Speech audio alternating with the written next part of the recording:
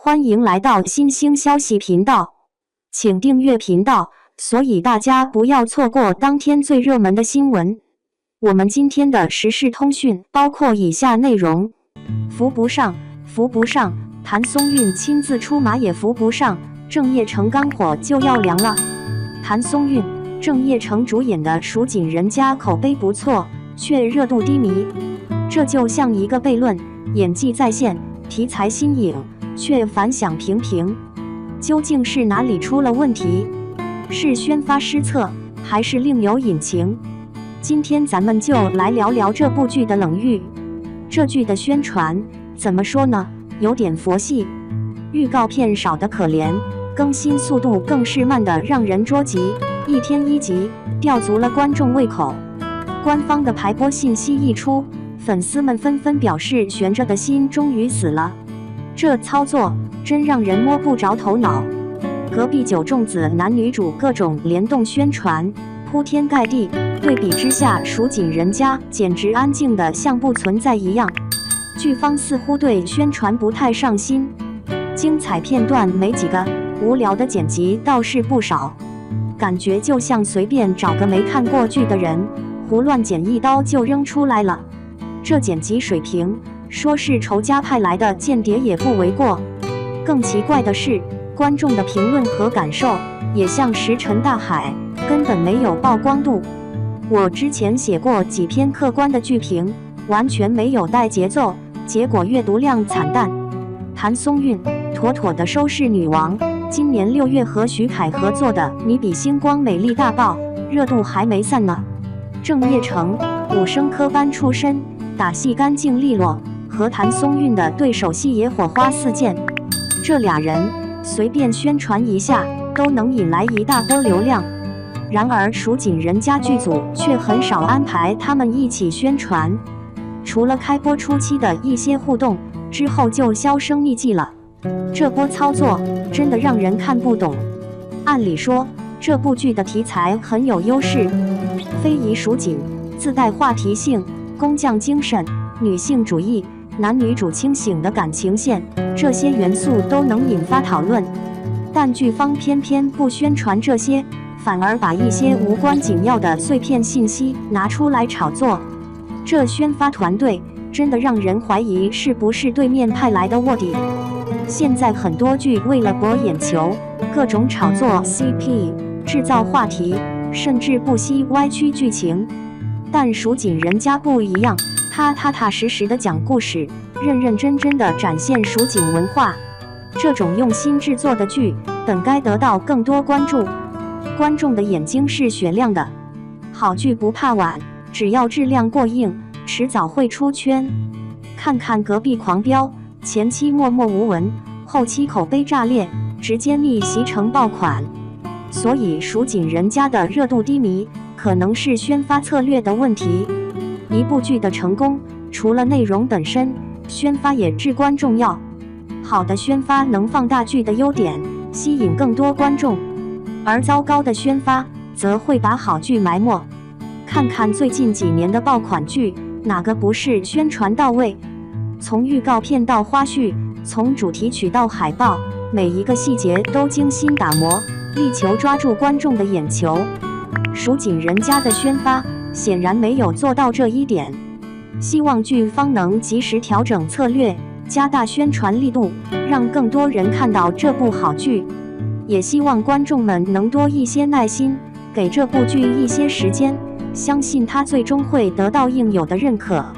其实现在很多好剧都面临着类似的困境，酒香也怕巷子深，好内容也需要好的宣传来推广。这不仅仅是剧方的问题，也是整个行业需要思考的问题。如何平衡艺术性和商业性？如何让好剧被更多人看到？这值得我们深入探讨。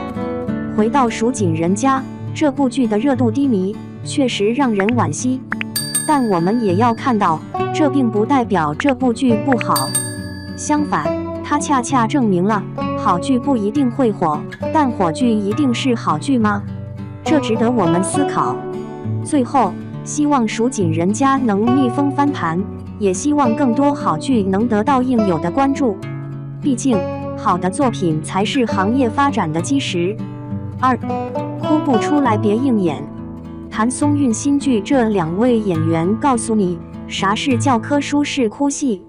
电视剧《蜀锦人家》无宣传空降开播后，收视率曾一度大跌，被质疑是扑街了。不过这部剧走的是长线发展的趋势，因为质量经得起推敲，吸引很多观众成为了自来水。在观众们自发宣传后，播放量慢慢的也上来了。现在打着古装大女主创业的电视剧并不少，并不是部部都能火。表面上每一部剧都不一样，但都有相似的故事内核。如何把相似的内核演出不一样的质感，就成为剧组需要重点关注的问题。而《蜀锦人家》作为大女主奋斗史，剧情并不是单纯的爽文，还是有很多跌宕和曲折的细节。剧中选取的演员们也都不是流量型演员，而是靠着演技制胜，与粗制滥造的剧形成了鲜明的对比。在这部剧刚播出没多久的时候，就有人注意到了剧中陈小云的表现，她的演技过硬，把玉玲珑这个形象演得又美又有风情，而且这部剧可谓是全员演技在线。除了陈小云之外，随着剧情的深入，男女主角的演技更是完全展现了出来。他们用自己的哭戏，给圈内很多演员都上了一课。1. 郑业成，演技一流，哭戏演出绝望感。郑业成在圈内只能算是3流明星，没有经营好自己的事业，接连拍了几部戏都不温不火，错过了当流量明星的机会。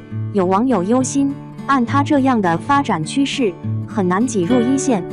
不过，演技才是郑业成最好的保险，哪怕难以实现星途上的飞升，凭借他的演技，也很难被主流影视市场所淘汰。